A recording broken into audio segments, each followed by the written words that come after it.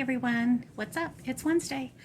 This is TijoCreates, and I promised you guys that I would come on Wednesdays, whether or not well, depending really, but I wanted to go ahead and share with you what I did do today.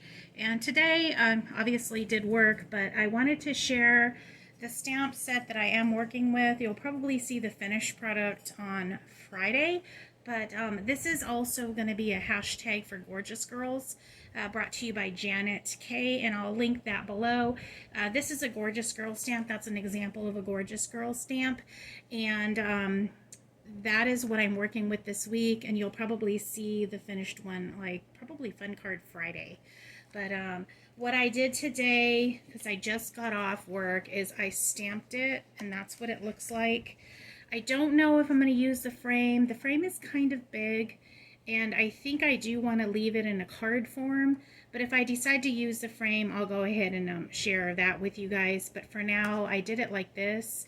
I might go ahead and cut her out as an oval. I don't know yet. But that is her. Isn't she beautiful, though?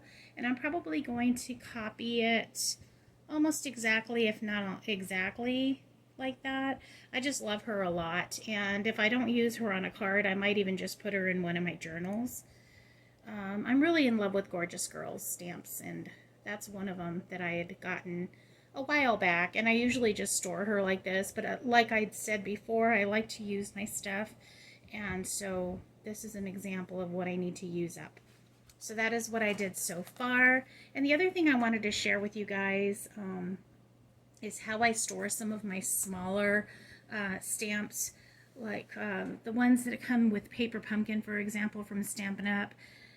We used to get those quite a bit. I don't get them very often now, but when I was first starting off with stamping and creating and crafting and trying to collect, get my collection started, I did put Paper Pumpkin quite a bit, but the stamps are really tiny, like they're in a smaller pack. So I needed something to keep them in, and what I ended up doing, and this is just an idea for you, like if you have maybe a collection from also like Amazon, because there's some of these are from Amazon as well, like this one here in the front. I get that a lot. I use that a lot because of the awesome and the happy and the lovely. That can go with all kinds of things. And so I store the smaller stamps in a book like this that I also got through Amazon. But I'm sure that most of you have, shopped through Temu and that sort of thing. I'm sure Temu has a similar book. But to give you an example, that's kind of how I store the smaller ones. Like this here is a Paper Pumpkin from several years back. And like I said, it's really small, but I'm able to flip through and just see what I could, what I can use. This is one from Amazon. Here's another from Amazon. But do you see how it's a little bit smaller? So I'm able to store them a little bit neater in their little pockets. And they actually do zip or unzip or whatever. So yeah, that's how I store the bulk of my smaller stamps. And the ones that aren't are more loose like that. And the ones that I get from like Amazon or Temu are in more of a normal 3-ring binder, but these are so small that they didn't really require a 3-ring binder necessarily.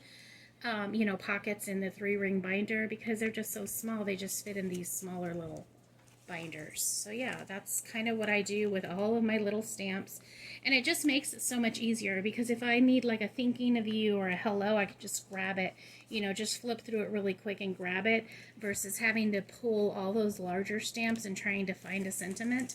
To me, it just seems easier. So yeah, that is what I did, and that's just a nice little tip for you guys if you're stamping or creating. These are small little stencils that also came with the Paper Pumpkin, so I store them in here as well. And since I opened them, I'll go ahead and show you guys. These are really nice. These are clouds. Here's a star. This one's like a sun. Or you could do like half of it and be like a sunset or sunrise.